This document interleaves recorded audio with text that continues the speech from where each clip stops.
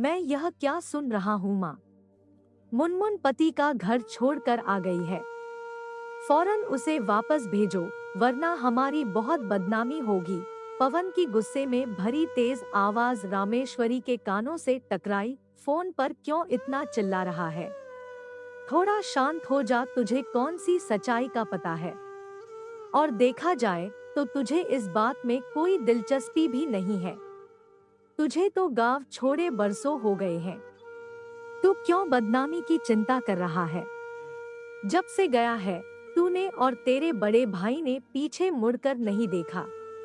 ठीक भी है, आखिर अब तुम ऊंचे ओहदे पर हो, बड़े आदमी बन गए हो। शहरी चमकदमक तुम्हें इतनी रास आ गई है कि तुम दोनों ने माँ बाप और गांव को ही भुला दिया है। रामेश्वरी की आवाज में कड़वाहट थी। माँ, हम शहर में रह रहे हैं तो क्या? मुनमुन की शादी करने में तो हमने कोई कसर नहीं छोड़ी थी। पवन फिर भड़का। इतनी सी बात पर कोई घर छोड़कर आता है भला? थोड़ा सहना भी चाहिए। पति का हाथ तो उठ ही जाता है। इसमें कौन सी नई बात है? इतना हक तो होता ही है। पति का मारपीट लड़ाई झगड़ा किस पति पत्नी में नहीं होता? लेकिन वह तो घर ही छोड़कर आ गई। क्या पता अब मुनमुन कौन सा गुल खिलाएगी। सच तो यह है कि ऐसी बहन को चौराहे पर खड़ा करके गोली मार देनी चाहिए। नाक कटवा दी उसने हम सब की। पवन के शब्दों से कड़वाहट टपक रही थी। वाह मेरे काबिल बेटे, पढ़ लिख कर भी तू ऐसी सोच रखता है। तुम दोनों भाइयों को न पढ़ाकर मैंने मुनमुन की पढ़ाई पर ध्यान दिया होता तो कम से कम आज वह अपने पैरों पर तो खड़ी हो जाती। और बेटा, तू सही कह रहा है कि शादी में कोई कसर नहीं छोड़ी थी। तुम दोनों भाइयों ने, मैंने और तेरे बाबूजी ने कितना कहा था कि लड़के के बारे में पहले ठीक से जांच कर लो, पर तुम दोनों भाइयों को तो जल्दी थी उसकी शादी करने की, ताकि जल्दी से शहर लौट सको। तुमने न घर परिवार के बारे में पड़ताल की, न लड़के के बारे में। गाय की तरह मुनमुन को उससे बांध दिया और एहसान भी जताया कि देखो बहन की शादी कितनी धूमधाम से कर दी, कितने जिम्मेदार बेटे हैं हम तो। लगातार बोलने से रामेश्वरी की सांस फूलने लगी थी। मां, रहने भी दो, अब तुम्हारी तबीयत खराब हो जाएगी। मुनमुन ने मां के हाथों से फोन लेने की कोशिश की। बोलने दे मुझे आज। रामेश्वरी ने फोन को कसकर पकड़े रखा। सुन पवन, मैं नहीं भेजूंगी मुनमुन को वापस उस नरक में। शराबी पति की मार कब तक खाएगी वह हमारे ऊपर बोझ नहीं है जो रोटी की जगह मार और प्यार की जगह दुत्कार सहती रहे। शर्म आनी चाहिए तुम्हें। बहन का साथ देने के बजाय तुम्हें बदनामी का डर सता रहा है। अपने ही जब कीचड़ उछालने से नहीं चूकते तो समाज को उंगलियां उठाने से कैसे रोक सकते हैं? रोते हुए रामेश्वरी ने खुद ही फोन काट दिया था। माँ, तुम किस किस का मुंह बंद करोगी? यह लखीमपुर खीरी जिले का एक छोटा सा गांव है। घर घर में मेरे मायके आ जाने की बात फैल गई है। बाबूजी तो 2 दिनों से खेत पर भी नहीं गए हैं। अच्छा यही होगा कि मैं ससुराल चली जाऊं। जो मेरी किस्मत में लिखा है उसे सह लूंगी। मुनमुन से माँ की पीड़ा देखी नहीं जा रही थी। तू क्या समझती है?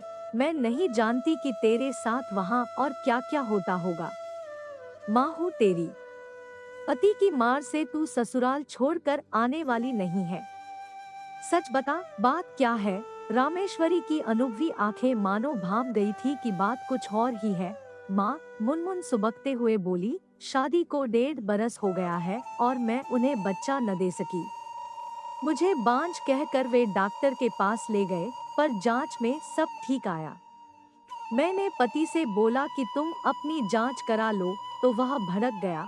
एक दिन सास और पति दूसरे गांव में गए हुए थे किसी के ब्याह में। रात को ससुर ने मेरे साथ जबरदस्ती करनी चाहिए। वह बोला, मेरा बेटा तुझे बच्चा नहीं दे सकता तो क्या, मैं तो हूँ। पति को बताया तो सास और पति दोनों ही मुझे कोसने लगे कि मैं बदचलन हूँ और ससुर पर झूठा इल्जाम लगा रही हूँ। ससुर हाथ जोड़े ऐसे बैठा था जैसे उसका कसूर न हो। उसके बाद तो ससुर की हिम्मत बढ़ गई और वह जब तब मेरा हाथ पकड़ने लगा। सास ने कई बार देखा भी पर चुप रही। पता माँ, मैं कैसे रहती वहाँ, जहाँ हर समय यही डर लगा रहता था कि न जाने कब ससुर मेरे ऊपर झपट्टा मार लेगा। रामेश्वरी कुछ कहती कि तभी बिसेसर वहाँ आ गए। समझ नहीं आता कि क्या करे मेरी बच्ची, तुझे घर में रखते हैं तो गांव वाले ताने देते रहेंगे और ससुराल भेजते हैं तो तुझे घुट घुट कर जीना होगा। वैसे भी हमारे गांव की आबोवा लड़कियों के लिए ठीक नहीं है। बिसेसर की आवाज में छिपा बाप का दर्द मुनमुन को दर्द दे गया। बाबूजी, आप बिल्कुल भी परेशान मत हो, मैं लौट जाऊंगी। सच तो यह है कि औरत चाहे जिस कोने में चली जाए, उसके लिए सारे समाज की हवा ही ठीक नहीं है। कहाँ महफूज है वह। क्या कहूँ मेरी बच्ची, देखो आज हमारे बेटे ही हमें दोष दे रहे हैं। हमारा कसूर यह है कि दिन रात शराब पीकर पत्नी को पीटने वाले पति के घर बेटी को झोंटा पकड़कर क्यों नहीं ठेल देते। बिसेसर सिर पकड़कर वहीं बैठ गया। तेरे दोनों भाइयों को पढ़ाने की खातिर तेरी पढ़ाई बीच में ही छुड़ानी पड़ी और देखो वही तेरे लायक भाई तेरे दुश्मन बन बैठे हैं। रामेश्वरी के आंसू रुकने का नाम ही नहीं ले रहे थे। माँ, तुम जरा भी चिंता मत करो, मैं तुम पर बोझ नहीं बनूंगी। मैं कुछ न कुछ काम जरूर ढूंढ लूंगी, मुनमुन ने कहा। मुनमुन ने ठान लिया था कि वह बेबसी और लाचारी का दामन नहीं थामेगी। वह जिएगी और अपने माँ बाबू का सहारा भी बनेगी। सफर आसान न था क्योंकि उसके पास कोई ऐसी डिग्री नहीं थी जिसके बल पर नौकरी कर लेती और न ही उसके पास पैसा था जो कोई कारोबार शुरू कर पाती। मुनमुन गांव में काम ढूंढने निकलती तो मर्दों की गंदी नजरें और फिक्रे उसका पीछा करते। अरे, पति को छोड़ आई तो किसी के साथ तो बिस्तर पर सोएगी, तो हम ही क्या बुरे हैं। कोई कहता इसमें ही दोष होगा, तभी तो पति मारता था। हमारी औरतें भी तो मार खाती हैं, तो क्या वे घर छोड़कर चली गई।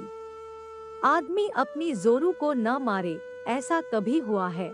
मुनमुन खून का घूंट पी कर रह जाती। बिना किसी कसूर के उसे सजा मिल रही थी। लड़की होकर कोई काम मिलना और वह भी एक पति का घर छोड़कर आई लड़की के लिए कोई आसान बात न थी। तभी मुनमुन को एक सामाजिक संस्था श्रमिक भारती के बारे में पता चला, जो केंद्र सरकार की टेरी योजना के तहत गांवों में सोलर लाइट का कार्यक्रम चलाती थी। वह उससे जुड़ गई।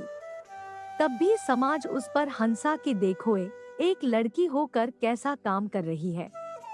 पर मुनमुन ने किसी की परवाह नहीं की। माँ ने जब मुनमुन के इस फैसले पर सवालिया नजरों से उसे देखा तो वह बोली, माँ, किसने कहा कि यह काम केवल मर्द ही कर सकते हैं। अब औरतें भी किसी काम में मर्दों से कम नहीं हैं। फिर माँ, कभी न कभी तो किसी को इस सोच को तोड़ना होगा। औरत क्या सिर्फ पिटने के लिए ही होती है। ससुराल वालों ने जब यह सुना तो वे बहुत बिगड़े और फौरन उसे वापस ले जाने के लिए पति आ पहुंचा। वह बोला, बहुत पर निकल आए हैं तेरे मायके आकर, चल वापस, वरना मुझसे बुरा कोई नहीं होगा।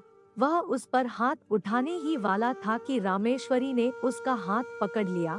खबरदार, जो मेरी बेटी को मारने की कोशिश की तो सीधे थाने पहुंचा दूंगी। माम बेटी का यह भयानक रूप देख पति वहां से भाग गया। धीरे धीरे मुनमुन ने सोलर लाइट से जुड़ा हर काम सीख लिया और उसे यह काम करने की धुन सवार हो गई। बस इसी धुन में उसने सोलर लाइट का कार्यक्रम शुरू कर दिया। वह गांव गांव जाकर सोलर लाइट, सोलर चूल्हे, सोलर पंखे लगाने लगी। उसकी लगन और मेहनत देखकर गांव वालों के ताने तो बंद हो ही गए। साथ ही उसकी जैसी सताई हुई और भी लड़कियां उसके साथ जुड़ गई। गांव की औरतों में अपने हक के लिए लड़ने की जैसे एक क्रांति सी आ गई। गांव के लोग जो उसे बुरी नजरों से देखते थे, उन्होंने उसे सोलर दीदी के नाम से बुलाना शुरू कर दिया। गांव में सोलर लाइट खराब हो पंखा खराब हो या कुछ और, बस लोग सोलर दीदी को फोन मिलाते और वह पूरे जोश से अपने बैग में औजार रख अपनी स्कूटी पर दौड़ी चली जाती। मैं बहुत खुश हूँ मुनमुन कि तू अपने पैरों पर खड़ी हो गई है, लेकिन बेटी, अकेले जिंदगी काटना आसान नहीं है। तू कहे तो मैं कहीं और तेरे लिए रिश्ते की बात चलाऊं। तेरा तलाक हुए भी 3 साल हो गए हैं। माँ की आंखों में अपने लिए गर्व देख मुनमुन की आंखें भर आईं। माँ, तुमने और बाबूजी ने मेरा साथ देकर ही मुझे इस मुकाम पर पहुँचाया है। अगर तुम दोनों ही मुझे घर से निकाल देते तो मैं कुछ भी नहीं कर पाती। बस किसी दिन कहीं कुएं या तालाब में मरी मिलती। और माँ, एक बार शादी करके देख तो लिया। अभी भी हमारे समाज में औरत या तो बिस्तर पर ले जाने के लिए होती है या फिर बच्चा पैदा करने के लिए। मुझे ऐसी जिंदगी नहीं चाहिए। अब तो मैं बस तुम दोनों की सेवा करूंगी और अपनी शर्तों पर जिंदगी जीऊंगी। अभी तो मुझे काफी काम करना है। अपनी जैसी कितनी मुनमुन को राह दिखानी है। मुनमुन के चेहरे पर आत्मविश्वास की जलती लौ को देख रामेश्वरी ने उसे सीने से लगा लिया। बिसेसर पीछे खड़े उसे मन ही मन कामयाब होने का आशीर्वाद दे रहे थे। आपका समय निकलकर हमारे साथ था, इसके लिए आपका धन्यवाद। अगली बार फिर से मिलते हैं नए और रोचक वीडियो के साथ। चैनल को सब्सक्राइब करना न भूलें। धन्यवाद और शुभकामनाएं।